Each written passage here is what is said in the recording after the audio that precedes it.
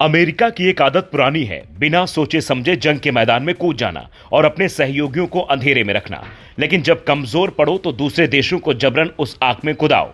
Iran पर हमले से पहले ना नाटो को बताया और ना ही अपने जिगरी दोस्त ब्रिटेन से कुछ कहा, क्योंकि वेनेजुएला में मिली जीत से ट्रंप इतने जोश में आए कि उन्होंने इजराइल को साथ लेकर ईरान के साथ महायुद्ध का जुआ खेल दिया। अमेरिका को गुमान था कि चंद दिनों में ईरान घुटनों पर होगा और भारत, रूस, चीन जैसे ताकतवर देश अमेरिका की इस शक्ति प्रदर्शन को देखकर थर-थर कांपने लगेंगे और अमेरिका को सर्वे सर्वा मान लेंगे।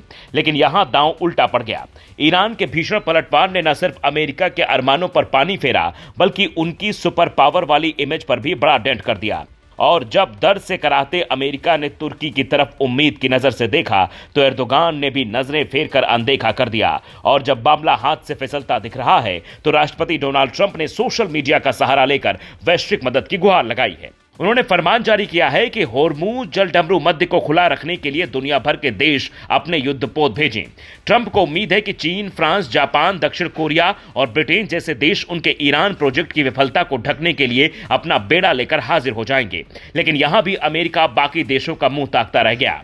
हमें तुम्हारी जरूरत नहीं से प्लीज आ जाओ तक का तमाशा।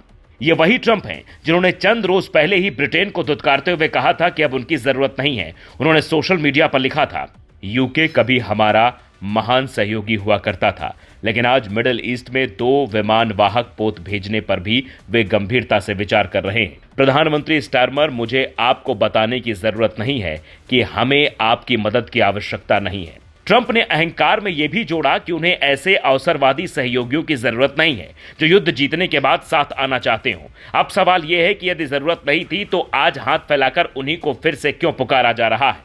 चीन पर डोरे और ट्रंप का ब्लेक गेम।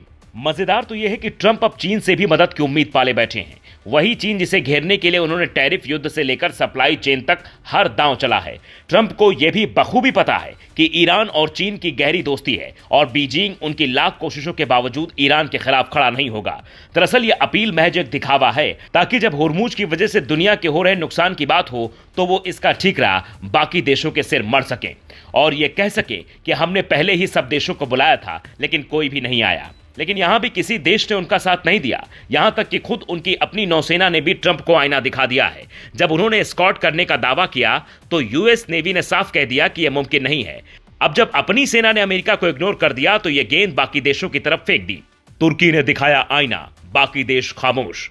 कोई भी देश ट्रंप की इस होर्मुज दावत को स्वीकार करने को तैयार नहीं है। नाटो के दिग्गज सहयोगी तुर्की ने तो साफ साफ कह दिया कि वो इस आत्मघाती युद्ध में नहीं कूदेगा। राष्ट्रपति एर्दोगन ने इफ्तार के मंच से संदेश दिया कि तुर्की अपने बचाव के लिए पूरी तरह तैयार है। ईरान की मिसाइलें तुर्की में गिरी हैं, लेकिन हम इस जंग में शामिल नहीं होंगे। हमारे लिए तुर्की की सुरक्षा सबसे जरूरी है। अब एक बात तो साफ हो चली है कि जो अमेरिका अपनी मर्जी से पूरी दुनिया को नचाना चाहता था, आज वो ईरान के मसले पर खुद को अकेला खड़ा पा रहा है। ट्रंप की अकेले अकेले चलने की जिद ने आज उन्हें वाकई में दुनिया के बीच अकेला छोड़ दिया है।